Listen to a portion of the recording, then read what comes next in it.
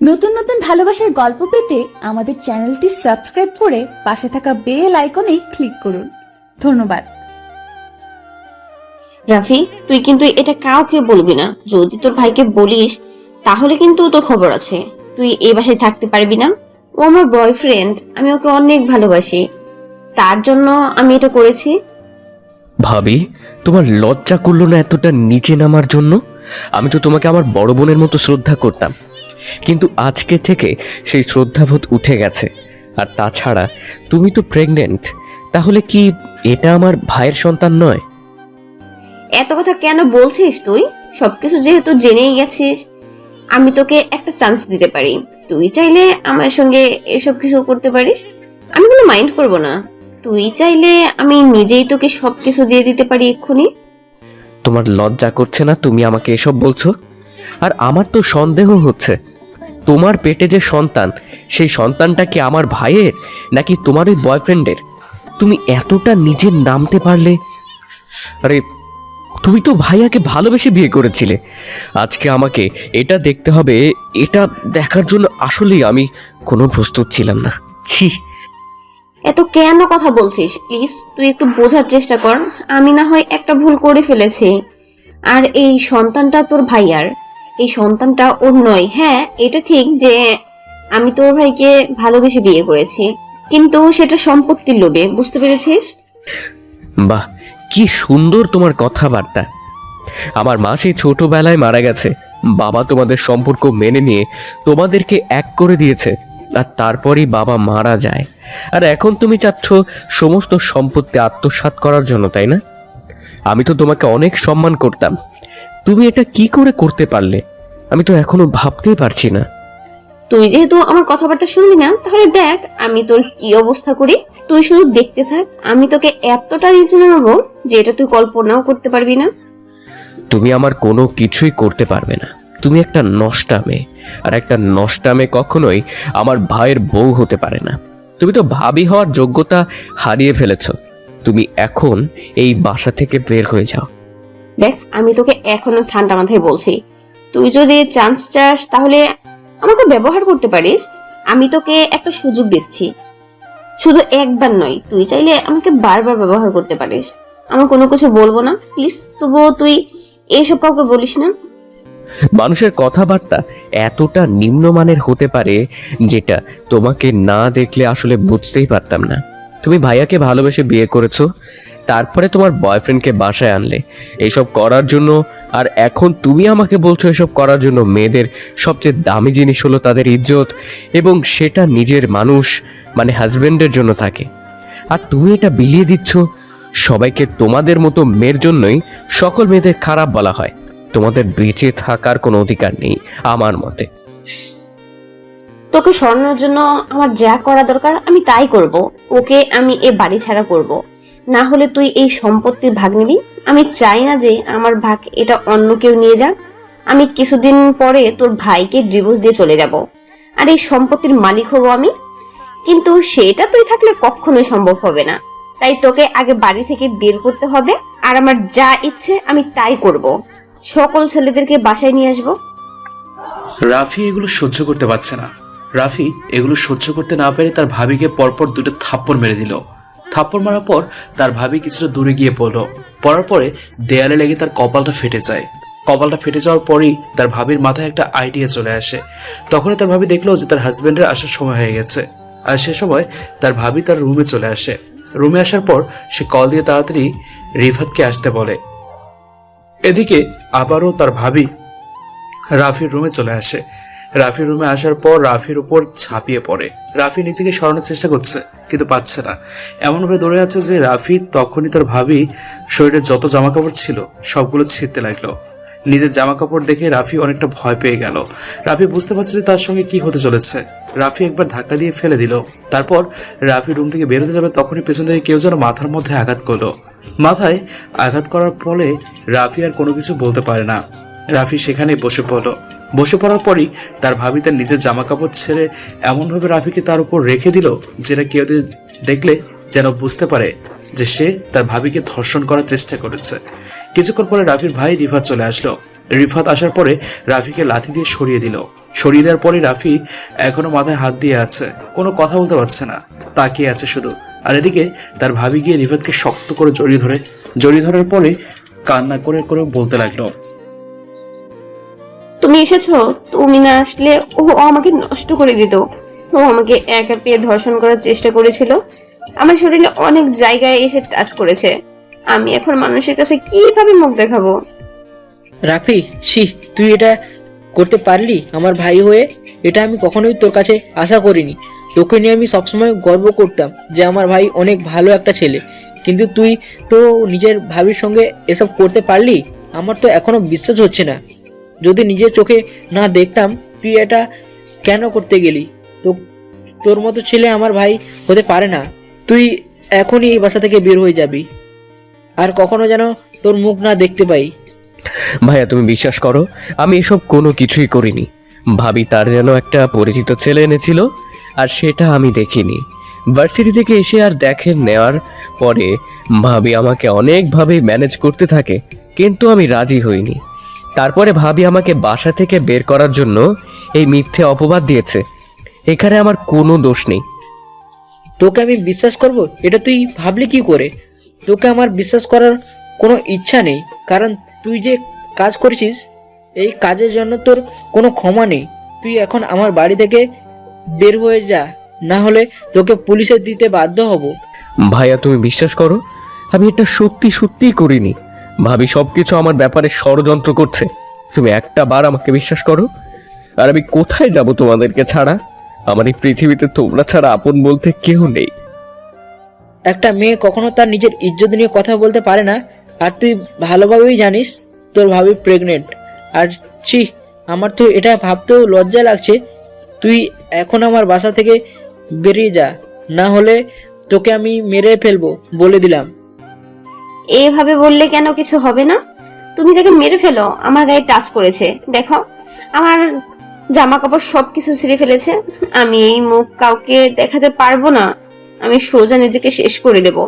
তুমি যদি এখন কোনো কিছু না বলো আর বের করে না দাও, ও থাকলে আবার কখন আমার সাথে এসব করতে আসবে সেটা তো বলা যায় না। তখনই রিফাত তার কোমরের বেল্ট খুলে ফেললো। কোমরের বেল্ট খুলে ফেলার পর রাফিকে ইচ্ছে মতো মারতে লাগলো, আর রাফিকে মারতে মারতে পুরো আধমরা করে ফেললো। কিছুক্ষণ পরে রিফাত তার বউকে নিয়ে সেখান থেকে চলে গেল। এদিকে রাফি সেই মতো করে ফ্লোরের মধ্যে পড়ে আছে। রাফি ওঠার কোনো শক্তি নেই, সে উঠতে পারছে না। এরপরে এভাবেই সময়টা পার হয়ে গেল। বিকেলবেলা রাফি সেই ফ্লোর থেকে উঠে কোনো মতো ওয়াশরুমে গিয়ে নিজেকে ফ্রেশ করে নিল। ফ্রেশ হওয়ার পর রাফি তার ব্যাগটা নিয়ে সেখান থেকে বেরিয়ে আসলো। বেরিয়ে আসার সময় তার ভাবিকে বলতে লাগলো, ভাবি তুমি আজকে আমাকে যে অপবাদ দিলে, সে অপবাদের প্রায়শ্চিত্ত তোমাকে একদিন করতে হবে। আমি কখনো ভাবতে পারিনি যে তুমি আমাকে এটা করবে, নিজের মান সম্মানটা এভাবে বিলিয়ে দিবে সম্পত্তির জন্য। ছি, তুমি একদিন এটার জন্য আফসোস করবে, কিন্তু সেদিন কোনো লাভ হবে না। ভাই একদিন ঠিকই সত্যিটা জানতে পারবে। তোমার মতো বউ যেন কোনো ছেলের না হয়। এই বলে রাফি সে ব্যাগ নিয়ে সোজা বাড়ি থেকে বেরিয়ে চলে আসলো। সে এখন কোথায় যাবে, কি করবে, কোনো কিছু ভেবে পাচ্ছে না। রাফি হাঁটতে হাঁটতে স্টেশনে চলে আসলো। স্টেশনে আসার পর সে পকেটে হাত দিয়ে দেখলো তার পকেটে মাত্র 2000 টাকা পড়ে আছে। এগুলো কালকে তার ভাইয়ের কাছ থেকে হাত খরচ হিসেবে নিয়েছিল। ভাগ্য ভালো যে টাকাগুলো নিয়েছিল, না হলে এখন কি করতো রাফি? রাফি ঢাকা যাওয়ার একটা ট্রেনের টিকিট কেটে নেয়। ট্রেনের টিকিট কেটে নেওয়ার পর রাফি অল্প কিছু খেয়ে নেয়। কিছুক্ষণ পরই ট্রেন চলে আসলো। ট্রেন আসার পর রাফি সেই ট্রেনে বসে পড়লো। ট্রেনে বসে পড়ার পর রাফি জানালার দিকে তাকিয়ে আছে, তার চোখ দিয়ে অনবরত পানি ঝরছে। তখনই হঠাৎ করে একটা বোরকা পরা মেয়ে রাফিকে বলতে লাগলো, আচ্ছা, আপনার কি কোনো কিছু হয়েছে? যদি কোনো কিছু হয়ে থাকে তাহলে আমাকে বলতে পারেন, তাহলে মনটা অনেক হালকা হবে। না, আসলে তেমন কোনো কিছুই হয়নি। এমনিতেই চোখে যেন কি যেন পড়েছে, তার জন্য আর কি চোখ দিয়ে পানি পড়ছে। তা আপনি কোথায় যাবেন? নিশ্চয়ই ঢাকা। হ্যাঁ, আমি ঢাকা ইউনিভার্সিটিতে অ্যাডমিশন নিয়েছি, আর তাই পড়াশোনার জন্য ঢাকা যাচ্ছি। সেখানে হোস্টেল থেকে পড়াশোনা করব। আপনি কোথায় যাচ্ছেন? আমি ঢাকায় যাচ্ছি, কিন্তু ঢাকায় যে কি করব সেটা জানি না, কারণ আমার উদ্দেশ্য অজানা। আপনার মতো এমন উদ্দেশ্য স্থায়ী নয়। আপনি তো খুব অন্যরকম ভাবে কথা বলেন। আপনার কথাগুলো আমার অনেক ভালো লাগছে। আপনার কথাগুলো আমি কোনো কিছুই বুঝতে পারছি না। আপনার কোনো কিছু হয়েছে কি? না, আমার তেমন কোনো কিছুই হয়নি। তা ঢাকায় যাচ্ছেন আপনি একা, সাথে কেউ আসে না? আপনি কি একা কি সবকিছু পারবেন করতে? হ্যাঁ, পারবো না কেন? আমাকে তো পারতেই হবে। তা আপনার নামটাই তো জানা হলো না। আপনার নামটা যেন কি? আর আমি নীলা ইশরাত জাহান নীলা। এভাবে রাফি আর নীলা দুজনে মিলে গল্প করতে লাগলো। গল্প করতে করতে ওরা দুজন অনেকটা ফ্রি হয়ে গেল। নীলা রাফির মনটা অনেক ভালো করে দিল। রাফিরও সবকিছু ভুলে গেল নীলার সঙ্গে কথা বলতে বলতে। আর এভাবেই সময়টা পার হয়ে গেল। প্রায় 3 ঘন্টা জার্নি করার পরে তারা কমলাপুর রেল স্টেশনে এসে নামলো। রাফি এক অজানা গন্তব্যের দিকে হেঁটে যাচ্ছে। তখনই নীলা তাকে পেছন থেকে এসে বলতে লাগলো, চলুন, আপনাকে আমার সাথে করে নিয়ে যাই। আপনি না হয় আমার কাছাকাছি একটা জায়গায় থাকবেন। কিন্তু আপনি কিন্তু গল্পটা বললেন না। আপনার জীবনে কি হয়েছে? কিসের এত কষ্ট আপনার? ও আচ্ছা, আমি রাফি। আপনি কোন জায়গায় উঠেছেন? আরে না, তেমন কোনো কিছুই না। আসলে আপনাকে অনেকটা বিরক্ত করলাম, না হলে তো আপনি আরো আগেই চলে যেতেন। আমার জন্য ওয়েট করলেন শুধু শুধু। আরে, আমার সঙ্গে এমন কেন করছেন? আমরা তো দুজনে এখন বন্ধু। যেহেতু আমরা বন্ধু, তাহলে আমরা দুজন দুজনের কথাই চলবো। চলুন তো আমার সঙ্গে। আর এখন থেকে দুজনেই তুই তুই করে বলবো, কেমন? এরপর রাফি আর কোনো কথা বলতে পারলো না। রাফি কথা না বলে নীলার পিছন যেতে লাগলো। নীলা একটা সিএনজি নিল। সিএনজি নেওয়ার পরে দুজনে মিলে উঠে পড়লো। রাফি চুপচাপ বসে আছে। তখনই নীলা তাকে আবারও জিজ্ঞেস করলো যে কি হয়েছে। রাফি থাকতে না পেরে সবকিছুই নীলাকে খুলে বললো। সবকিছু শোনার পর নীলা কান্না করছে। নীলার চোখ দিয়ে অনবরত জল গড়িয়ে পড়ছে। রাফি তার পকেট থেকে টিস্যু বের করে নীলার হাতে দিল। নীলার হাতে দেওয়ার পরে নীলা তার চোখ মুছে নিল। এরপর নীলা তার ব্যাগ থেকে 3000 টাকা বের করলো। 3000 টাকা বের করার পর সেটা রাফিকে দিল। রাফিকে দেওয়ার পর বলতে লাগলো, ঢাকায় থাকার মতো জায়গায় কোনো অভাব নেই। যে কোনো একটা ম্যাচের মধ্যে উঠে পড়। তারপরে একটা পার্ট টাইম জব কর বা টিউশনি করানো শুরু করে দে। এভাবেই চলতে পারবে। আর কিছুদিন পর না হয় ভার্সিটি পড়তে হবে। আমি যে ভার্সিটি ভর্তি হয়েছি সেটাতেই তোকে ব্যবস্থা করে দিব, ঠিক আছে? আর আমি যে জায়গায় থাকবো সেই জায়গায় আশেপাশেই তুই থাকবি। না, আমি টাকা নিতে পারবো না। আমি কেন তোর টাকা নিতে যাব? তাছাড়া মাত্র কয়েক ঘন্টার পরিচয়ে তুই আমাকে 3000 টাকা দিয়ে দিবি? আমার এত উপকার করবে? আমি এটা নিতে পারবো না রে। তুই আমাকে দিয়েছিস, এটাই অনেক কিছু। তুই যদি এখন টাকাটা না নিস তাহলে কিন্তু আমি সত্যি সত্যি এখন মাইন্ড করব। কারণ আমি তো তোকে এমনি এমনি দিচ্ছি না। তুই এখন ধার হিসেবে নে, পরে আবার দিয়ে দিস, কেমন? আবার আমার যখন লাগবে তখন আমি আবার তোর কাছে চাইবো। এভাবে তো চলতে হবে, তাই না? আর বিপদের দিনেই তো বন্ধু বান্ধবের পরিচয় হয়। দেখ, তোর কিন্তু এখন আমি ছাড়া আর কেউ নেই। কেন, তুই কি আমাকে দয়া করছিস যে একটা অসহায় ছেলেকে দয়া করে আমার অনেক সওয়াব হবে, তাই না? তুই হয়তো এটা ভাবছিস। আমি বললাম তো আমার লাগবে না। আমি কোনো কিছু একটা ম্যানেজ করে নেব। তুই শুধু শুধু এত টেনশন নিচ্ছিস। তোর হোস্টেলের সামনে এসে গেছি প্রায় মনে হয়। পরে রাফি আর কোনো কথা বলতে পারলো না। কারণ রাফি এখন জানে কোনো কথা বলেও কোনো কাজ হবে না। অলরেডি নীলা কেমন মেয়ে সেটা তার বোঝা হয়ে গেছে। রাফি সেই টাকাগুলো নিয়ে পকেটে রেখে দিল। কিছুতে যাওয়ার পরেই নীলা সিএনজি থেকে নেমে পড়লো আর রাফিও তার ব্যাগ নিয়ে নেমে পড়লো। নীলা তাকে বিদায় দিয়ে তার হোস্টেলে চলে গেল। এদিকে রাফি তার ব্যাগটা নিয়ে রাস্তা রাস্তা হাঁটতে লাগলো। একটা ভালো থাকার জন্য জায়গা খুঁজতে হবে। আর কিছু দূর যাওয়ার পরেই ভালো একটা ম্যাচ দেখতে পেল। কথাবার্তা বলার পর ভালোই মনে হলো। রাফি 500 টাকা অ্যাডভান্স দিয়ে সেই ম্যাচের মধ্যে উঠে পড়লো। এরপর রাফি বাইরে এসে নাস্তা করে নিল। এভাবে পার হয়ে গেল কয়েকটা দিন। রাফি এখন দূরে টিউশনি করায়। নতুন টিউশনি পেয়েছে, খুব ভালোই বেতন দেবে তারা। রাফি আজকে সকালবেলা ঘুম থেকে উঠে রেডি হয়ে নিল। রেডি হওয়ার পর সে ভার্সিটির জন্য রেডি হতে লাগলো। কিছুদূর যাওয়ার পরে দেখতে পেল নীলা তার জন্য ওয়েট করছে। রাফি তার কাছে গেল। আসলে আমার ফোনে টাকা ছিল না, তার জন্য আমি তোকে কোনো কল দিতে পারিনি। সরি রে। আর তুই তো জানিস যে আমি এখনো টিউশনির টাকা পাইনি। এখন তো তোর কাছ থেকেই চলতে পারছি। সরি রে। এরপর রাফি আর কোনো কিছু বললো না। আর নীলা পাশাপাশি হাঁটতে লাগলো। ওরা দুজনে হাঁটতে হাঁটতে ভার্সিটিতে চলে আসলো। ভার্সিটিতে আসার পর নীলা রাফিকে নিয়ে সোজা অফিস রুমে চলে আসলো। অফিস রুমে আসার পর স্যারের সঙ্গে কথা বলে রাফির অ্যাডমিশন করিয়ে দেয়। কারণ এখানে একটা স্যার নীলার অনেক পরিচিত ছিল, তার জন্যই খুব তাড়াতাড়ি হয়ে গেল অ্যাডমিশনটা। ভার্সিটিতে ভর্তি হওয়ার পরে ওরা দুজনে একসাথে ক্লাসে চলে গেল। ক্লাসে আসার পরে যথারীতি দুজনে বসে বসে গল্প করছে। সবাই রাফির দিকে কেমন যেন অন্যরকম ভাবে তাকিয়ে আছে। তার কাছে বিষয়টা নীলা খুব ভালোই বুঝতে পারছে। তার জন্য নীলা রাফিকে বলতে লাগলো, তুই কিন্তু এসবের কোনো কিছুই মনে করবি না, বুঝতে পেরেছিস? আর শোন, ওরা তো তোর ব্যাপারে জানে না, তা ওরা তোর দিকে এমন ভাবে তাকিয়ে আছে। আর বুঝতে পারছি সেটা বড় লোকের ছেলে পেলে তো, তাই ওদের সঙ্গে কথা না বলাটাই ভালো। তুই তোর মতো থাকবি। আরে আমাকে নিয়ে তোর এত চিন্তা করতে হবে না, কপালে যেটা আছে সেটাই হবে। এখন তো আমি পুরো নিঃস্ব, তাই এখন আমাকে শত অপমান করলেও আমি কোনো উত্তর দিতে পারবো না, এটা তুই নিশ্চিত থাক। কেন এত নিজেকে ছোট করে দেখছিস? বলতো, নিজেকে কখনোই তুই ছোট করে দেখবি না। আমি তোর পাশে আছি সব সময়, এটা তুই সবসময় মনে রাখবি। এই নীলা তোর পাশে থাকবে। এরপর ওরা দুজনে মিলে আরো অনেক বিষয় নিয়ে কথা বলতে লাগলো। কিছুক্ষণ পরেই ক্লাসে স্যার প্রবেশ করলো। ক্লাসে স্যার প্রবেশ করার পরেই সবাই দাঁড়িয়ে সালাম দিল। সালাম দেওয়ার পরেই রাফি স্যার প্রথমে দেখে জিজ্ঞেস করলো। রাফি দাঁড়িয়ে তার নিজের মতো করে পরিচয় দিল। এরপর স্যার তাকে বসতে বলল। এভাবেই স্যার পরের ক্লাস করাতে লাগলো। আর এভাবেই সময়টা পার হয়ে যায়। রাফি আর নীলা দুজনেই ক্লাস শেষ করে বের হয়ে আসে। ক্লাস শেষ করে বের হওয়ার পর ক্যাম্পাসের মধ্যে হাঁটাহাঁটি করছে।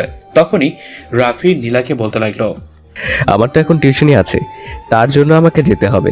তুই তাড়াতাড়ি করে হোস্টেলে চলে যায়। আর বিকেলবেলা হয়তো দেখা করতে পারবো না, কারণ নতুন একটা টিউশনের কথা চলছে, দেখি হয় কিনা।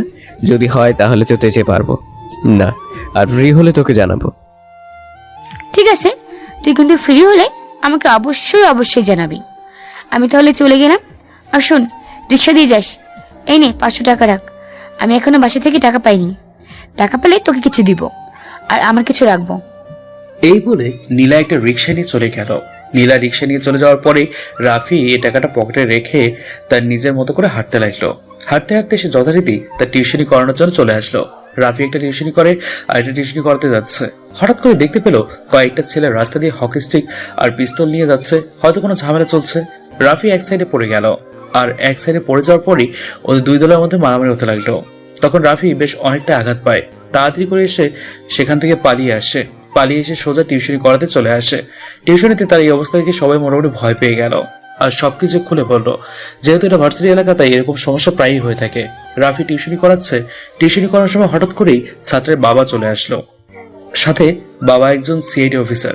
এসে রাফিকে বলতে লাগলো, রাফি, তুমি তো খুব ভালো পড়াও, তোমার পড়ার মধ্যে অন্যরকম একটা ভালো লাগা কাজ করে। আমার ছেলে এখন ক্লাসের মধ্যে সব পড়া পারে। সত্যি তুমি আসলে অনেক ভালো পড়াও।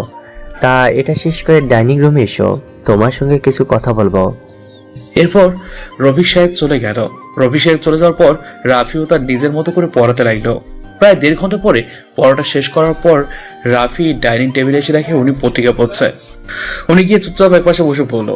একপাশে বসে পড়ার পরে রফিক সাহেব তার ব্যাপারে জিজ্ঞেস করলো। তখন রাফি মোটামুটি সবকিছু উত্তর দিল। রাফি শুধু হ্যাঁ অথবা না করছে। তখনই রফিক সাহেব বলতে লাগলো, রাফি, আমি কিন্তু একজন সিআইডি অফিসার। আমি মানুষের চোখ দেখে বুঝতে পারি যে সে কোন অবস্থায় আছে। তোমার চোখ বলছে তুমি ভালো অবস্থায় নেই। বলো তো তোমার কি হয়েছে? আমাকে সবকিছু খুলে বলো, যদি তোমার কোনো কিছু করতে পারি। শোনো, আমরা মানুষের সবাইকে নিয়ে নিয়োজিত থাকি সব সময়। স্যার, আপনি এটা কি বলছেন? আপনি অনেক বড় একজন মানুষ, আপনি আমাকে এভাবে বলবেন না। আপনার মতো মানুষ আসলে হয় না। আপনি যদি আমাকে টিউশনিটা না দিতেন তাহলে আমি অনেকটা সমস্যায় পড়তাম। শোনো, তুমি আমার কাছে মিথ্যা বলো না। আমি কিন্তু তোমার চোখ দেখে বুঝতে পারছি যে তোমার কোনো কিছু হয়েছে। দেখো, আমি তোমার বাবার মতো, তুমি সবকিছু আমাকে খুলে বলো, দেখি তোমার জন্য কোনো কিছু করতে পারি কিনা। কারোর জন্য কোনো কিছু করতে পারলে আমার ভালো লাগবে, কারণ তোমরাই তো দেশের সম্পদ, তাই না? রাফি কোনোভাবে এগুলো বলতে চাইছিল না, কিন্তু রফিক সাহেব উনি যেভাবে কথাগুলো বলতে লাগলো রাফিও না বলে থাকতে পারলো না, কারণ উনি একজন সিআইডি অফিসার আর উনি খুব সহজেই এগুলো বুঝতে পেরে গেছে। তার জন্য কোনো কিছু লুকিয়ে কোনো লাভ নেই। আর রাফিও সবকিছু খুলে বলে। আর সবকিছু শোনার পরে ওই সিআইডি অফিসার রফিক সাহেব চোখের নিচে বিন্দু বিন্দু জল জমে গেছে। রাফিও চুপ করে রয়েছে। রাফি এখন পাথর হয়ে গেছে, অনেক কান্না করেছে, কিন্তু এখন আর কান্না করতে হয় না। রাফি এখন নীরব সবকিছু সহ্য করতে পারে। এগুলো মনে হলেই ইচ্ছে করে সে তার নিজেকে শেষ করে দেবে, কিন্তু আত্মহত্যা যে মহাপাপ, সেটার জন্য রাফি এখনো বেঁচে রয়েছে। কিছুক্ষণ পরেই রফিক সাহেব তাকে বলতে লাগলো, আমি তোমাকে আমার নিজের মতো করে গড়ে তুলতে পারবো। আমি বুঝতে পেরেছি তোমার মধ্যে অনেক রয়েছে, আর তোমাকে দিয়েই সবকিছু হবে। শোনো, আমি তোমাকে এমন কিছু দেব যেটা পাওয়ার জন্য তুমি মোটেও আশা করনি আজ পর্যন্ত। তুমি সিআইডিতে কাজ করতে চাও? এই কথাটা রাফি শোনার পর রাফি যেন নিজের কানকেও বিশ্বাস করাতে পারছে না। রাফির মুখ দিয়ে কোনো কথা বেরোচ্ছে না। সে কখনো ভাবতেই পারেনি যে রফিক সাহেবের মতো লোক তাকে এরকম একটা অফার করবে। রাফি ভাবছে উনি হয়তো তার মন পরীক্ষা করছে। রাফি কোনো কিছু বলছে না। কিছু বলছে না দেখে আবার রফিক সাহেব বললো যে কোনো কিছু বলছে না কেন। তখন রাফি আবার বলতে লাগলো, স্যার, আমাকে দ্বারা কোনো কিছুই হবে না, আপনি আমাকে ক্ষমা করবেন। আপনার কথা শুনে আসলে আমার অনেক ভালো লাগছে, কিন্তু এসব কিছু আমার জন্য নয়। আমি তো স্যার ততটা ভালো নই যে আমি দেশের জন্য কাজ করতে পারবো। তাছাড়া আমি মাত্র অনার্স 2য় বর্ষে পড়ি। আমার কোনো যোগ্যতা হয়নি এই এত বড় দায়িত্ব নেওয়ার জন্য। আপনি আমাকে বলছেন, এটাই আমার কাছে অনেক বেশি কিছু আছে স্যার। শোনো, আমি এতটা কাঁচা খেলোয়াড় নই যে তোমার ব্যাপারে কোনো কিছু খোঁজ না নিয়েই আমি তোমাকে এত বড় দায়িত্ব দিতে চাচ্ছি। বুঝতে পেরেছো? আমি তোমার ব্যাপারে খুব ভালোভাবে খোঁজ নিয়েছি। তোমার স্বভাব চরিত্র কেমন এগুলো সব কিছু খোঁজ নিয়ে তারপর কিন্তু আমি তোমাকে এগুলো বলছি। বুঝতে পেরেছো? আমি তোমাকে প্রায় বেশ অনেক দিন ধরেই লক্ষ্য করছি, ফলো করছি। আমারও একটা সিক্রেট এজেন্টের প্রয়োজন, কারণ তুমি তো বুঝতেই পারছো এই ভার্সিটিতে অনেক হাঙ্গামা লেগেই থাকে, আর এগুলোর সমাধান করার জন্য একটা সিক্রেট মাফিয়া দরকার, যেটা আমি তোমাকে তৈরি করে দেব। একদিন তুমি রাস্তা দিয়ে আসছিলে, আর তখনই একটা বকাটে ছেলে বৃদ্ধ লোককে লাঠি মেরেছিল, আর তখন তুমি ছেলেটাকে বুঝিয়ে বলেছিলে, কিন্তু ছেলেটা তোমার সঙ্গে অন্যরকম ভাবে কথা বলছিল। তুমি সেটা সহ্য করতে না পেরে ছেলেটার গালে একটা থাপ্পড় দিয়ে দাও, আর তখন ওর কিছু বন্ধু বান্ধব আসে আর তুমি সেখানে মারামারি করো, মনে আছে? আর এমনকি আজকে যখন তুমি আমার বাসায় এসেছো তখন কিন্তু ওই ছেলেগুলো তোমাকে মেরে দিয়েছে আবারও। আসলে ওরা দুই দলের মধ্যে একটা ঝগড়া আছে, সেটা আমিও খুব ভালোভাবে জানি, কিন্তু ওই যে বললাম সুযোগের সদ্ব্যবহার করে দিয়েছে তোমার সঙ্গে। আমার ফাইটিং কনফিডেন্স, তোমার আচার আচরণ সবকিছু আমার ভালো লেগেছে। শোনো, সিআইডিতে সবকিছু থাকলেও ডিসিপ্লিনটা মেনটেন করতে হয় সবচেয়ে বেশি। আমার মনে হয় তুমি সেটা পারবে। তোমার উপর আমার সম্পূর্ণ বিশ্বাস আছে। কালকে তুমি এই ঠিকানায় চলে আসবে, আর আমি তোমাকে যোগ্যতা অনুযায়ী চাকরি দেব। তুমি পড়াশোনা কমপ্লিট করতে থাকবে। এরপর এগুলো শোনার পর রাফি শক্ত করে রফিক সাহেবকে জড়িয়ে ধরলো। রফিক সাহেবকে জড়িয়ে ধরার পরে রফিক সাহেবের কাছে কান্না করে দিল। কিছুক্ষণ পরই রফিক সাহেব রাফিকে শান্ত করলো। শান্ত করার পর রাফিকে বলতে লাগলো। এরপর রাফি সেখান থেকে চলে আসলো।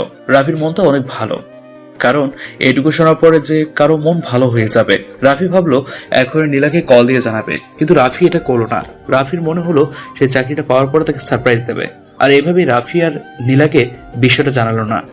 রাফি সরাসরি বাসায় চলে আসলো। বাসায় আসার পরে ফ্রেশ হয়ে খাবার খেয়ে শুয়ে পড়লো। তখনই নীলা কল দিল। নীলা কল দেওয়ার পর রাফিকে বলতে লাগলো, কি রে, তুই মেসে কখন এসেছিস? আমি না তোকে বলেছি যে তুই মেসে আসার পর আমাকে একটা কল দিয়ে জানিয়ে দিবি? আমি যে সেই কখন থেকে তোর জন্য ওয়েট করছিলাম। আচ্ছা শোন, আমার ফোনে টাকা নেই, তুই মেসেজ কর, বুঝতে পেরেছিস? এরপর রাফি কল কেটে দেয়। কল কেটে দেওয়ার পর সে নীলার সঙ্গে মেসেজে কথা বলতে থাকে। এভাবেই সময়টা পার হয়ে যায়। রাফি কথা বলা শেষ করে এসে রাতের খাবার খেয়ে ঘুমিয়ে যায়। পরদিন সকালবেলা রাফি খুব ভোরে ঘুম থেকে উঠে রেডি হয়ে নেয়। রেডি হওয়ার পরে রাফি যথারীতি নাস্তা করে এসে কালকে দেওয়া সে ঠিকানায় চলে আসলো। সেই ঠিকানায় এসে ক্যাবিনের বাইরে দাঁড়িয়ে রয়েছে। কিছুক্ষণ পরেই একটা অফিসার এসে তাকে ভিতরে নিয়ে গেল। ভিতরে নিয়ে যাওয়ার পর দেখলো রফিক সাহেব সেখানে বসে আছে, আর রফিক সাহেব রাফির কাছ থেকে ফাইল নিল। ফাইল নিয়ে নেওয়ার পর রাফির সবকিছু দেখতে লাগলো। তখনই আরেকটা অফিসার রাফিকে নিয়ে অন্য জায়গায় চলে আসলো। অন্য জায়গায় আসার পর রাফির শরীর ভালোভাবে চেক আপ করলো যে সবকিছু স্বাভাবিক রয়েছে। এরপরে এভাবে পার হয়ে যায় 2-3 দিন। রাফির সবকিছু ব্যবস্থা হয়ে গেছে। রাফি আজ সন্ধ্যায় ট্রেনিংয়ে চলে যাবে 6 মাসের জন্য, আর তাই নীলার সঙ্গে পার্কে দেখা করতে এসছে। কিন্তু রাফি এখনো নীলাকে কোনো কিছু জানায়নি। বিকেলবেলা দুজনে মিলে পার্কের মধ্যে বসে আছে। বসে থাকার পরে রাফি বলতে লাগলো, দোস্ত, তুই আমার জন্য যা কিছু করেছিস সেটা আমার জন্য অনেক করেছিস। তোর মতো বন্ধু যেন সবার কপালে জোটে। আসলে তুই না থাকলে আমি যে কোথায় থাকতাম সেটা আসলে বলা লাগতো না। তুই আছিস বলে আমি এখন পর্যন্ত টিকে আছি। তুই কি বলছিস এসব? আমি তো কোনো কিছু বুঝতে পারছি না। আর আমি এগুলো কেন করেছি এটা তুই এখন বুঝবি না, তুই এটা পরে বুঝতে পারবি। আচ্ছা, হঠাৎ করে তুই এসব কথা কেন বলছিস? তুই কি কোথাও চলে যাচ্ছিস নাকি যে এসব কথা বলছিস? হ্যাঁ, কোথাও তো চলেও যেতে পারি, তোকে রেখে অনেক দূরে। তখন তুই আমাকে ভুল বুঝবি, তাই না? আমি জানি তুই ভুল বুঝবি তখন। আসলে আমার কিছুই বলার থাকবে না। দেখ রাফি, আমার কিন্তু এসব মোটো ভালো লাগছে না। তুই জানিস যে আমি ওসব হেয়ালি মার্কা কথাবার্তা একদমই শুনতে পারি না। যা বলার স্ট্রেট কাট বলবি। শোন, আমি তোকে একটা কথা বলছি, আমি যদি কখনো তোর কাছ থেকে দূরে সরে যাই তাহলে তুই কখনোই আমাকে ভুল বুঝিস না প্লিজ। কারণ এখন আপন বলতে তুই ছাড়া আমার কেউ নেই। আরেকজন আছে, সে আমার বাবার বয়সী। সে না থাকলে আসলে আমি কখনোই এত ভরসাটা পেতাম না। এরপর এভাবে অনেক কথা বলতে লাগলো রাফি। রাফির অনেক কষ্ট হচ্ছে নীলাকে ছেড়ে যাবে। রাফিও নীলাকে অনেক ভালোবেসে ফেলেছে এবং রাফি এটাও বুঝতে পারছে যে নীলাও তাকে ভালোবাসে। তার সে ভালোবাসার কথা বুঝতেই নীলা বারবার রাফিকে বোঝাতে চায়, কিন্তু রাফি বুঝে না বোঝার ভান করে। রাফির এখন যে কোনো কিছুই করার নেই, কারণ উপর থেকে অর্ডার আছে, সে কাউকে বলতে পারবে না। তাই রাফি নিরুপায় অন্য বিষয় নিয়ে কথা বলতে লাগলো। সন্ধ্যার সময় রাফি রিক্সা নিয়ে নীলাকে তার হোস্টেলে নামিয়ে দেয়। নামিয়ে দেওয়ার পর রাফিও হাঁটতে হাঁটতে মেসে চলে আসে। মেসে আসার পর এসে সে সবকিছু গুছিয়ে নেয়। গুছিয়ে নেওয়ার পর সে সবার কাছ থেকে বিদায় নিয়ে সে বের হয় একটা ব্যাগ নিয়ে। সে যথারীতি সিআইডি অফিসে চলে আসলো। সেখানে একটা গাড়ি রাখা আছে আর তার সঙ্গে আরো দুটো ছেলে তার সঙ্গে ট্রেনিং এ যাচ্ছে। ওরা দাঁড়িয়ে দাঁড়িয়ে কথা বলছে। তখনই অন্য একটা অফিসার আসলো। অফিসার এসে ওদের সঙ্গে কথা বললো। কথা বলা শেষে ওরা তিনজন গাড়িতে উঠে পড়লো। অফিসারের সামনে বসে পড়েছে। রাফি রফিক সাহেবের কাছ থেকে বিদায় নিয়ে চলে আসলো। দেখতে দেখতে পার হয়ে যায় 6টা মাস। রাফি ট্রেনিং এ ভালো করার জন্য সে আরো 6 মাস কমান্ডো ট্রেনিং দেয়, কারণ তাকে সিক্রেট এজেন্ট হিসেবে পাঠানো হবে। সেটার জন্য স্পেশাল ট্রেনিং এর ব্যবস্থা করা হয়, কারণ সে এই 6 মাস ট্রেনিং এর মধ্যে অনেক ভালো পারফরমেন্স করেছে। আর এটা দেখে সবাই অনেক খুশি। রাফি রফিক সাহেবের মান সম্মান রাখতে পেরেছে। রফিক সাহেব ডিপার্টমেন্টে খুব বড় করে বলেছিল এই ছেলেটা সিক্রেট এজেন্ট হওয়ার যোগ্য। আমি এতদিন এর মধ্যে কাউকে খোঁজ করেছিলাম। রাফি আরো 6 মাসের ট্রেনিং এর জন্য চলে গেল। এভাবেই পার হয়ে যায় একটা বছর। 1 বছর পর রাফি আজকে সেই শহরে ফিরল। অফিসে গিয়ে স্যারের সামনে দাঁড়ালো। সিআইডি অফিসে গিয়ে স্যারের সামনে দাঁড়ানোর পর স্যার রাফির দিকে তাকিয়ে আছে। তখন রাফি বলতে লাগলো, স্যার, আপনি আমার জন্য অনেক কিছু করেছেন। আপনি না থাকলে আমি এই পর্যন্ত কখনোই আসতে পারতাম না। স্যার, নতুন মিশনের কথা বলেন। প্রথমেই তোমাকে স্বাগত জানাচ্ছি। এখন সরাসরি কাজের কথায় আসি। তুমি আমাদের সিক্রেট এজেন্ট। তোমার কাছে যেগুলো অন্যায় মনে হবে তুমি তাদেরকে সরাসরি গুলি করতে পারো। তার জন্য তোমাকে কোনো জবাব দিয়ে করতে হবে না। আর আমার বিশ্বাস যে তুমি তোমার দায়িত্ব পালন করবে সঠিকভাবে। আর মিশনটা হলো সেই ভার্সিটি, যে ভার্সিটির কথা আমি তোমাকে আরো 1 বছর আগে বলেছিলাম। এই ভার্সিটিতে দিনের পর দিন চোরাচালান এবং মেয়ে দর্শন হয়ে যাচ্ছে। এখন তোমাকে এগুলো বন্ধ করতে হবে। এটা পেছনে কে আছে, কার কথা এসব কাজ চলছে, সবকিছু তোমাকে জানতে হবে। আর সবগুলোকে নিশ্চিহ্ন করে দেবে তুমি। জি স্যার, আমি কালকে থেকে মিশনে যাচ্ছি। আমার জন্য দোয়া করবেন স্যার। আসসালামু আলাইকুম। স্যার, ফাইলটা দেওয়া যাবে কি? এরপর রাফি ফাইলটা দিলে তার ক্যাবিনের মধ্যে চলে আসে। ক্যাবিনে চলে আসার পর সে কম্পিউটারের ফাইল নিয়ে অনেক ঘাটাঘাটি করতে লাগলো। রাফি এগুলো করতে করতে সময়টা পার করে দিল। বিকেলবেলা রাফি তার টিম সহকারে বের হলো। টিম নিয়ে সোজা একটা নিরিবিলি রাস্তা দিয়ে যাচ্ছে। হঠাৎ করে দেখতে পেল একটা গাড়ি থেকে একটা মেয়ের শব্দ আসছে। রাফি গাড়িটা দেখে গাড়িটিকে ফলো করতে লাগলো। একটা মেয়েকে হয়তো জোর করে তুলে নিয়ে যাচ্ছে, আর মেয়েটা চিৎকার দেওয়ার চেষ্টা করছে, কিন্তু তার মুখ চেপে ধরে আছে। রাফি সেই অনুযায়ী ফলো করতে লাগলো। করতে করতে দেখলো একটা জঙ্গলের ভিতরে চলে আসলো। জঙ্গলের ভিতরে এসে এই গাড়িটা কিছু দূরে রাখলো, যেন ওরা কোনোভাবে টেন না পেয়ে যায়। রাফি তার টিম সহকারে বের হলো গাড়ি থেকে। আর বের হওয়ার পর সে পিস্তল তাক করে সামনের দিকে এগিয়ে যেতে লাগলো। কিছু দূর যাওয়ার পরে দেখতে পেল ভার্সিটির ভিপি আরমান সেখানে দাঁড়িয়ে আছে। আরমানের সঙ্গে আরো বেশ কজন ছেলেরা দাঁড়িয়ে আছে। তখনই গাড়ি থেকে মেয়েটাকে কয়েকজন ধরে নিয়ে আরমানের সামনে নিয়ে গেল। আরমানের সামনে নিয়ে যাওয়ার পরই আরমান মেয়েটাকে মুখ খুলে দিয়ে একটা থাপ্পড় মারলো। থাপ্পড় মারার পর আরমান বলতে লাগলো, তুই আমার বিরুদ্ধে সাক্ষী দেওয়ার জন্য তুই কোর্টে উঠবি, তাই না? তোর সাহস কত বড়, তুই আমার ব্যাপারে কথা বলতে চাস? তোর সিআইডি বাবারা আমার কোনো কিছুই করতে পারবে না। পুলিশকে আমি কিনে নিয়েছি, আর সিআইডিকেও আমি কিনে নেব। তুই আমার কোনো কিছুই করতে পারবি না। শুধু তোকে না, তোর বোন, তোর ফ্যামিলিতে যতগুলো মেয়ে আছে সবাইকে নিয়ে আসবো। আমি নিয়ে এসে পাচার করে দেব। রাফি মেয়েটার কণ্ঠটা শুনে কিছুটা থমকে গেল, কারণ এটা তো তার চিরচেনা কণ্ঠ, যার কারণে সে এতটা সাপোর্ট পেয়েছে। তার কণ্ঠকে খুব সহজেই ভুলে থাকা যায়? এই একটা বছর সে নীলাকে অনেক বেশি মিস করেছে। নীলাকে এইখানে এভাবে দেখতে পারবে, এটা কখনোই রাফি আশা করেনি। এরপর রাফি চারদিক থেকে সবাইকে ঘিরে ফেললো। ঘিরে ফেলার পর রাফি গুলি করতে লাগলো। ওরাও রাফির উপর গুলি করছে। রাফির সঙ্গে পালো না। রাফি কমান্ডো স্টাইলে সবাইকে মাটিতে শুইয়ে দিল। আরমান পালিয়ে গেল। রাফি ইচ্ছে করে এটা করেছে, কারণ এখন যদি আরমানকে ধরে নেওয়া হয় তাহলে উপর থেকে অনেক চাপ আসতে পারে। তাই সকল প্রমাণ জোগাড় করে এরপর আরমানকে ধরতে হবে। তাছাড়া নীলা এখন সেই বাচ্চা, এটাই অনেক বেশি কিছু। ঘর থেকে বের করে আনার সময় দেখতে পেল আরো 10-15 জনের মতো মেয়ে সেখানে পড়ে আছে। আর রাফি তার সহকারী অফিসার নাফিসকে বলতে লাগলো, নাফিস, এই মেয়েগুলোকে তাদের বাসায় পৌঁছে দাও, আর ওদের যেন কোনো অসুবিধে না হয়। রাফি নীলাকে টানতে টানতে তার গাড়িতে নিয়ে আসলো। অনেক দামি একটা গাড়ি। নীলা এই গাড়ির কথা অনেক শুনেছে, কারণ রাফির নিজের টাকায় রোলস রয়েস গাড়ি কিনেছে। আর সেই গাড়িতে নীলাকে বসিয়ে দিল। নীলা গাড়িতে ওঠার পরে রাফির দিকে এক ধ্যানে তাকিয়ে আছে। এই নীলার কোনোভাবে বিশ্বাস হচ্ছে না যে এটা রাফি, কারণ সে যে রাফিকে অনেক বেশি মিস করেছে। কিন্তু রাফি তার কোনো খোঁজ নেয়নি। রাফি গাড়ি ড্রাইভ করতে লাগলো। বেশ কিছুক্ষণ পরেই একটা নিরিবিলি জায়গায় এসে থামলো। রাফি গাড়ি থেকে নেমে নীলাকে বেরোতে বলল। নীলার মাথা নিচু করে দাঁড়িয়ে আছে। তখনই রাফি তাকে বলতে লাগলো, কি ব্যাপার, তুমি এখানে কি করে আসলে? তুমি ওদের সঙ্গে কেন ঝামেলা করতে গেলে? আর কি হয়েছে আমাকে সবকিছু খুলে বলো। সরি, আপনি আমার সঙ্গে এভাবে কেন কথা বলছেন? আমি কি আপনাকে চিনি যে আপনি আমাকে তুমি করে কথা বলছেন? ভদ্রতা বজায় রেখে কথা বলুন আমার সঙ্গে। আর আমার কি হয়েছে এটা আপনাকে কেন বলতে যাব? আপনি কে? দেখো, এখন কিন্তু এসব কথা বলার সময় নেই। আমি তোমাকে সবকিছু পরে খুলে বলবো। আমার কাছে কোনো উপায় ছিল না তোমার সঙ্গে যোগাযোগ করার জন্য। প্লিজ তুমি বলো যে তোমার কি হয়েছে ওদের সঙ্গে। রাফি নীলাকে অনেকভাবেই কথা বলতে লাগলো, কিন্তু নীলা কোনোভাবেই কোনো কথার উত্তর দিচ্ছে না। রাফির অনেক রাগ উঠে গেল, কারণ এই মুহূর্তে নীলার কথা শোনাটা তার জন্য অনেক জরুরি একটা বিষয়। এর জন্য রাফি রাগে নীলাকে একটা থাপ্পড় মেরে দেয়। থাপ্পড় মারার পর রাফি বলতে লাগলো রাগী কণ্ঠে, একজন সিআইডি অফিসারকে আপনি বক্তব্য দিতে বাধ্য। আমি আপনাকে জিজ্ঞেস করেছি ওদের সঙ্গে আপনার কি ঝামেলা হয়েছে, আপনি সেটার উত্তর দিতে বাধ্য। আপনি বলেন। নীলা রাফির এই অবস্থা দেখে অনেকটাই ভয় পেয়ে গেল। ভয় পেয়ে নীলা বলতে লাগলো, আসলে ওরা আমার বান্ধবীকে দিয়ে খারাপ কাজ করাতে চেয়েছিল, কিন্তু আমার বান্ধবী ছেড়েতে রাজি হয়নি। আমার বান্ধবীর নাম হলো রিয়া।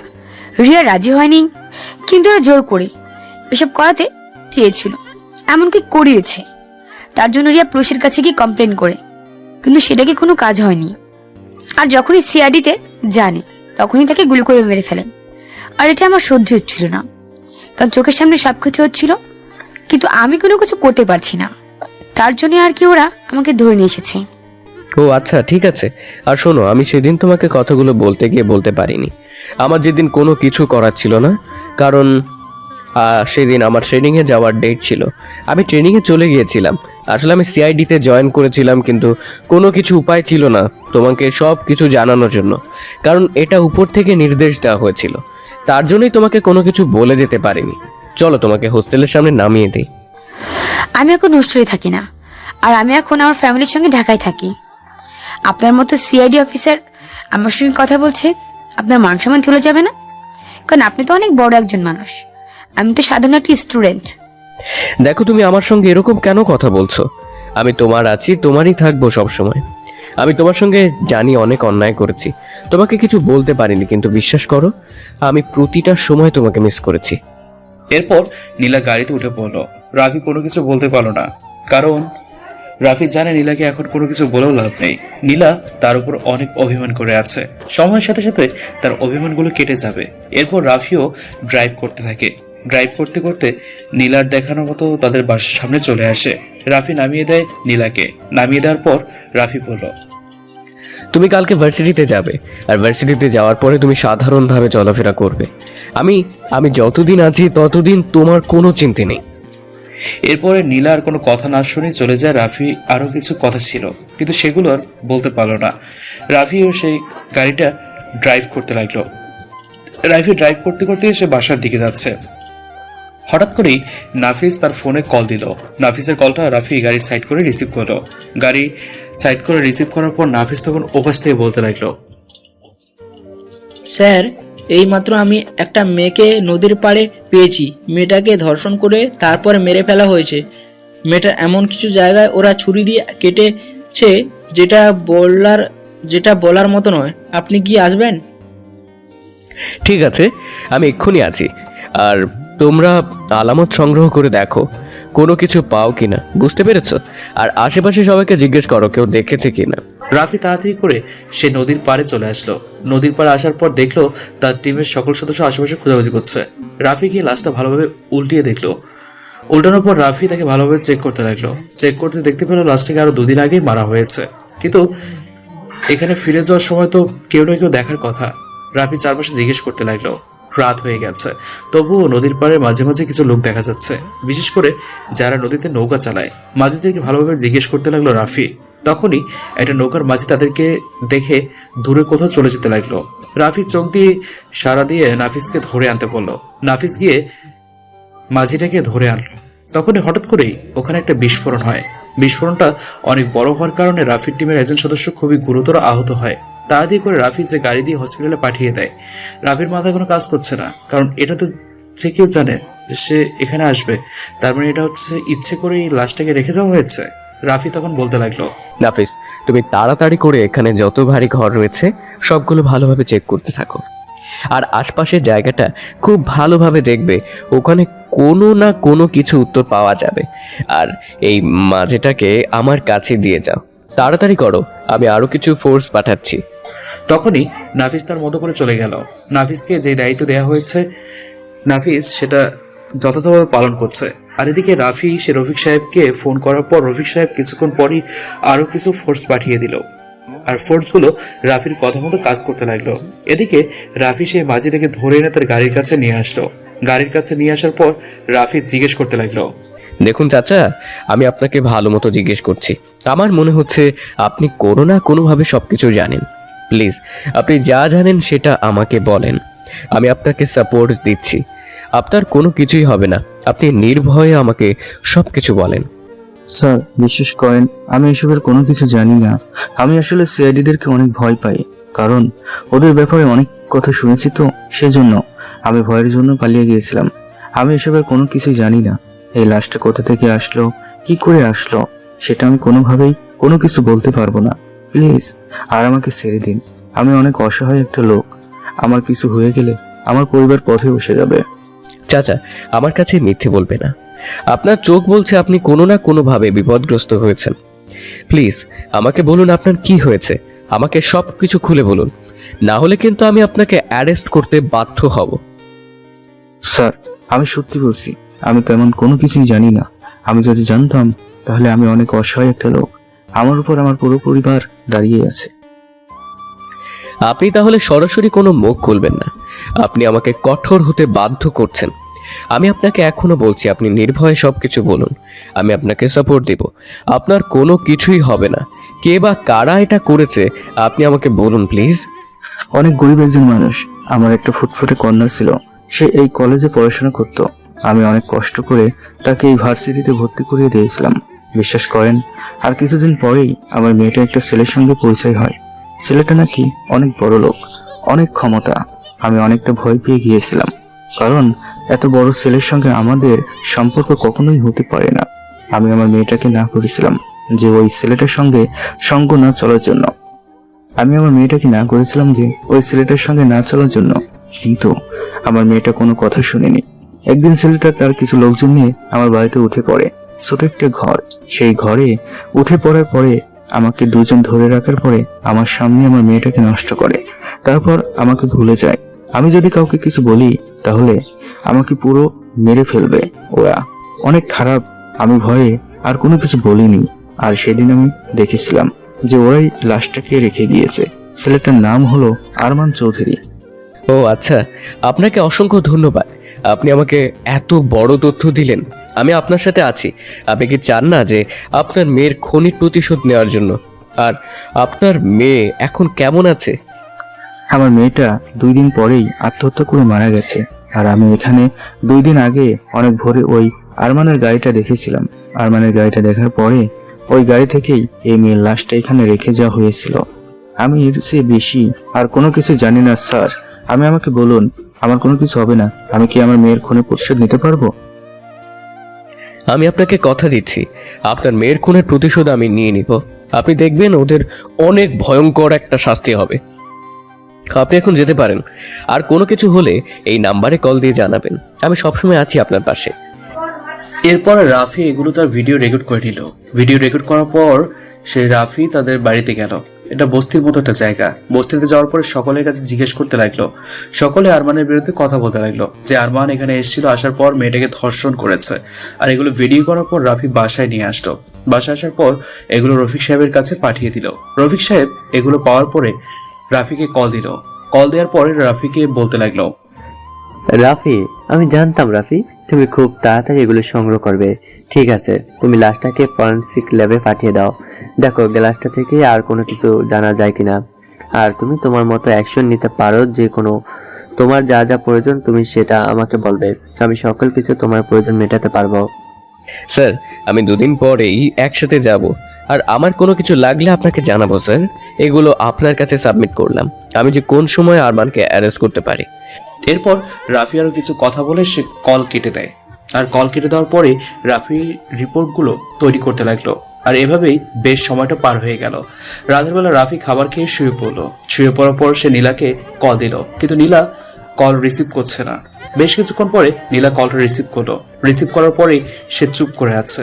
তখনই রাফি বলতে লাগলো, কি ব্যাপার, তুমি সেই সময় আমার কোনো কথা না শুনে চলে গেলে কেন নীলা?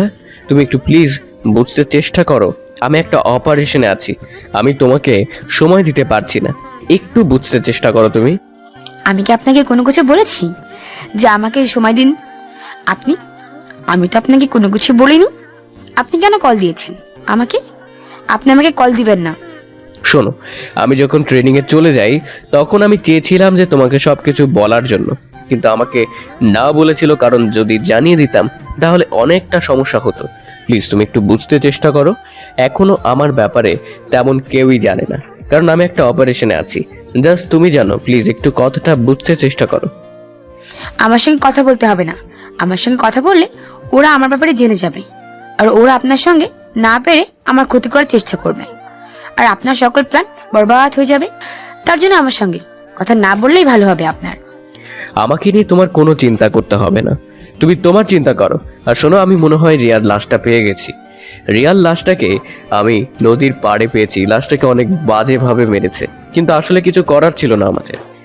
আমি জানতাম ওরা রিয়াকে বাঁচতে দেবে না, ওরা রিয়াকে মেরে ফেলবে।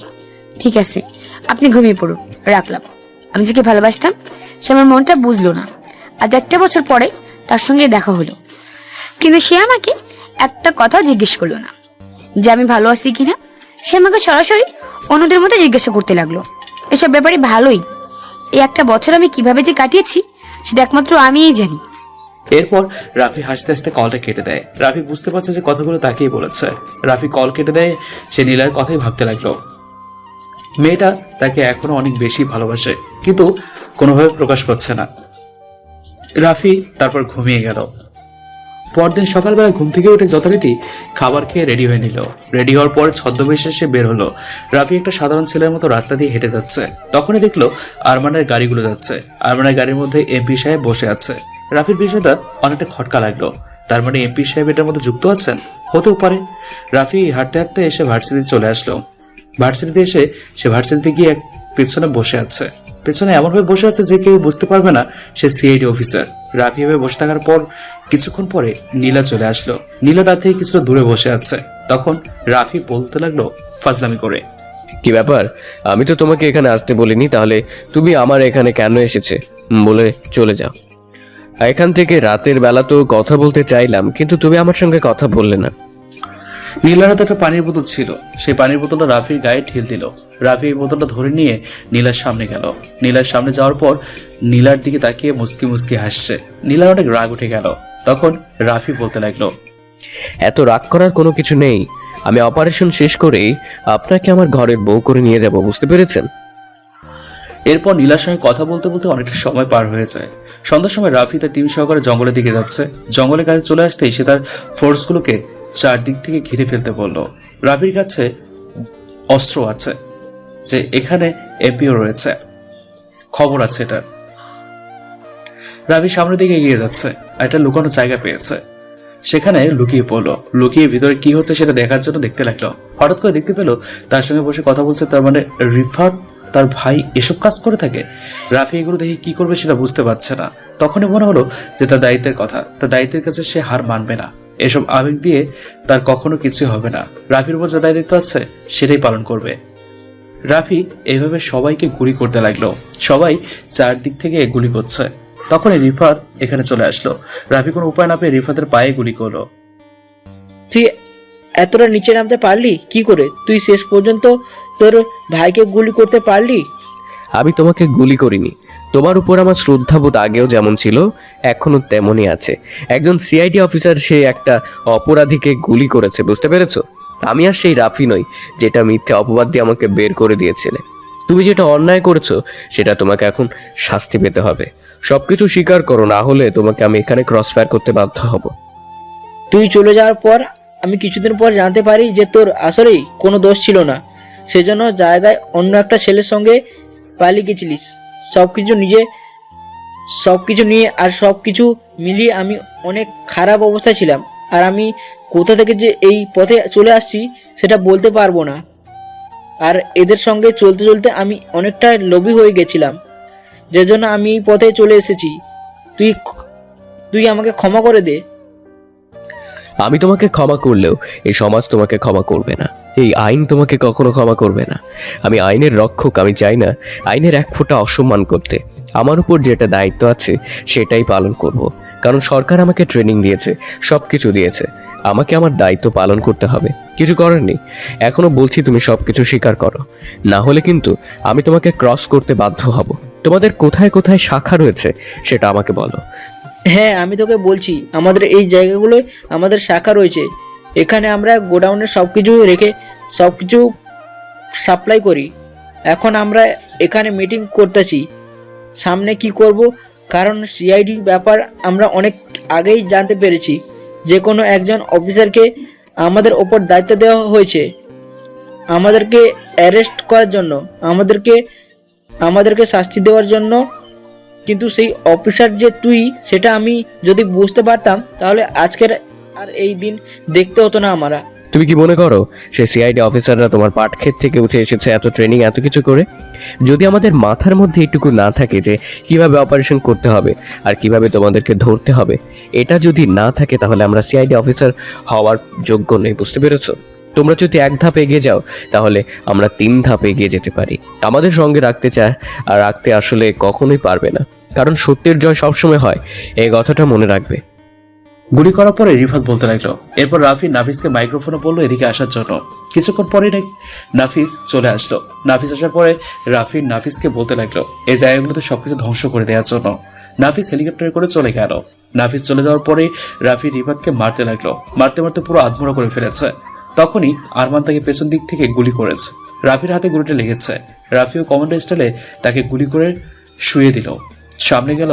আরমানের সামনে যাওয়ার পরই আরমান বলতে লাগলো, রাফি আমাকে ছেড়ে দে, আমি আর কখনই এসব কাজ করব না। আমি এখন থেকে ভালো কাজ করব। আমি এই দেশ ছেড়ে চলে যাব। তবুও প্লিজ আমাকে মারিস না, আর না হলে আমাকে অ্যারেস্ট করে নে। আমি কি পাগল যে আমি তোকে করে শুধু শুধু সরকারের টাকা নষ্ট করব? আমি তোকে নিজের হাতেই মারবো, কারণ তোকে অ্যারেস্ট করে আইনের কাছে তুলে দিয়ে কোনো লাভ নেই। কিছুদিন পরেই তুই বের হয়ে যাবি। তোকে আমি কি করব জানিস? তোকে মেরে ফেলে বলবো আরমান চৌধুরী নিখোঁজ, তাকে এখনো সিআইডি অফিসার খুঁজে চলেছে। প্লিজ তুই আমার কথাটা একটু বুঝতে চেষ্টা কর, আমাকে মারিস না। আমি বাঁচতে চাই। আমি বললাম তো কখন আর এসব কাজ করবো না। তুই কত টাকা চাস? আমি তোকে তত টাকা দেব, তোকে টাকার পাহাড় বানিয়ে দেব। তবুও প্লিজ আমাকে মারিস না। এটা তুই ভাবলি কি করে যে আর তোকে আমি ছেড়ে দেব? তোকে ছেড়ে দেওয়ার তো কোনো মানেই হয় না, কারণ তুই অনেক মায়ের বুক খালি করেছিস। আর কোনো মায়ের বুক যেন খালি না হয় সেই ব্যবস্থায় আমি করব। তোর বেঁচে থাকার কোনো অধিকার নেই, কারণ তুই অনেক খারাপ কাজ করেছিস। অনেক মেয়েগুলোকে ধর্ষণ করে মেরে ফেলেছিস। তুই বসির একটা মেয়েকে ধর্ষণ করেছিস তাদের বাড়িতেই, চেয়েও তো কারো না কারো মেয়ে ওর বাবার দিকে তাকালে বুকটা হাহাকার করে। একটা বাবাই বুঝতে পারে তার মেয়েকে যদি এসব করা হয় চোখের সামনে তার কতটা কষ্ট হয়। মেয়েটা সহ্য করতে না পেরে আত্মহত্যা করে মারা গেছে।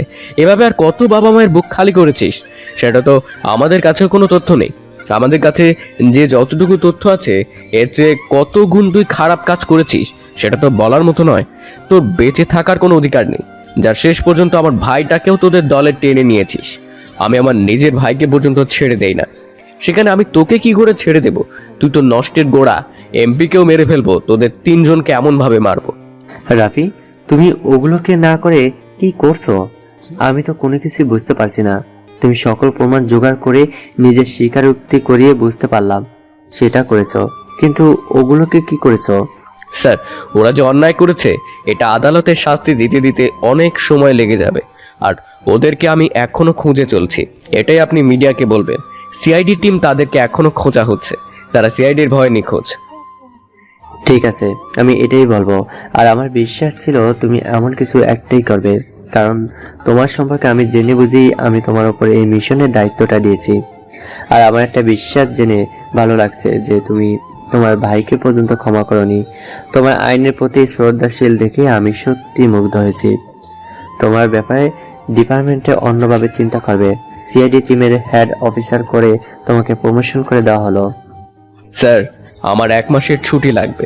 আসলে স্যার, বিয়ে করব তো। সেদিন যাকে না বলে চলে গিয়েছিলাম আজকে তাকে আমি ফিরে পেয়েছি, তাই বিয়ে করব স্যার। আপনি আমাকে ছুটি দিলে আমার অনেক উপকার হতো। এরপর রফিক সাহেব হাসতে হাসতে কল কেটে দেয়। রফিক সাহেবের সঙ্গে রাফি অনেকটা ফ্রি, আর রাফিও কল কেটে দিয়ে সকল কিছু রিপোর্ট তৈরি করতে লাগলো, আর এগুলো সে জমা দিল। তাকে সম্মাননা দেওয়া হলো সিআইডি টিম থেকে, তার প্রমোশন হয়ে গেল। এভাবেই কয়েকটা দিন পার হয়ে গেল, আর কিছুদিন পরে রাফি আর নীলার বিয়েটাও হয়ে গেল। রাফি এখন দাঁড়িয়ে আছে বাসর ঘরের সামনে। রাফি ভিতরে যেতে ভয় পাচ্ছে, কারণ নীলা যে তার উপর অভিমান করে আছে। রাফি এরপর এক বুক সাহস নিয়ে ভিতরে প্রবেশ করলো। ভিতরে প্রবেশ করার পর দেখতে পেল মানুষটা ঘোমটা দিয়ে বসে আছে। রাফি 1 পা 2 পা করে তার দিকে এগিয়ে গেল। এগিয়ে যাওয়ার পরই হঠাৎ করে নীলা তার দিকে একটা বালিশ ছুঁড়ে মারলো। বালিশ ছুঁড়ে মারার পর রাফি সেই বালিশটা নিয়ে সে বালিশটা নীলার কাছাকাছি চলে গেল। নীলার কাছাকাছি বসার পর নীলা বলতে লাগলো, কি ব্যাপার? আপনি আমার কাছে কেন এসেছেন? আপনি বাইরে যান। আপনার তো এখানে আসার কোনো কথা ছিল না। আমি আপনার জন্য সারাক্ষণ কান্না করতে পারবো না। আমাকে আপনি কি পেয়েছেন? পুতুল পেয়েছেন আমাকে, যে আপনি চাইছেন তা করবেন? আপনি যা ইচ্ছা আপনি তাই করবেন আমার সঙ্গে? এই যে আমি কান ধরছি, আর কখনোই এমনটা করব না, কখনোই তোমাকে কষ্ট পেতে দেব না। প্লিজ, তুমি বুঝতে চেষ্টা করো। আমি না হয় একটু কষ্ট দিয়েই ফেলেছি, এখন কি তুমি আমার সঙ্গে আজকে এরকম ব্যবহার করবে বলো? আজকে তো আমাদের বাসর রাত, একটা অন্যরকম রাত। এটা স্বামী স্ত্রীর কাছে একটা শ্রেষ্ঠ। তুমি প্লিজ এমন করো না। সরি, আর কখনোই এমনটা করব না, কখনোই তোমাকে রেখে যাব না। এখন তো আমাকে কোথাও রেখে যেতে পারবেন না, কারণ এখন তো আমি আপনার স্ত্রী। যাই হোক, আপনি আমাকে নিয়ে যাবেন, এখন তো আমার কোনো চিন্তা নেই। কিন্তু আগে যে করেছেন সেটা প্রতিশোধ নিতে হবে। হ্যাঁ, প্রতিশব্দ নিতে হবে, সেই জন্যই তো আমি এসেছি। শোনো, আমি তোমাকে একটা আইডিয়া দিচ্ছি। তুমি যদি আমাকে আদর করো তাহলে তুমি কিছুদিন পরেই মা হতে পারবে। তো এটাই প্রতিশোধ হয়ে গেল। শখ কত আমি আপনাকে আদর করব? আমি আপনাকে কোনো কিছু করব না। আমি বারান্দায় গিয়ে ঘুমাবো, আপনি এখানে ঘুমাবেন।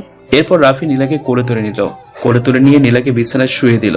বিছানায় শুয়ে দেওয়ার পরে নীলা থাকতে না পেরে রাফির ঠোঁটচোরা দখল করে নিল, আর রাফিও তাকে রেসপন্স করতে লাগলো। আর এভাবে দুজনে মিলে হারিয়ে গেল এক নতুন গল্পে। আর এভাবে না আবার চলতে থাকুক তাদের মিষ্টি ভালোবাসার গল্পটা। নিত্য নতুন ভালোবাসার গল্প পেতে আমাদের চ্যানেলটি সাবস্ক্রাইব করে আমাদের পাশেই থাকবেন। ধন্যবাদ সবাইকে।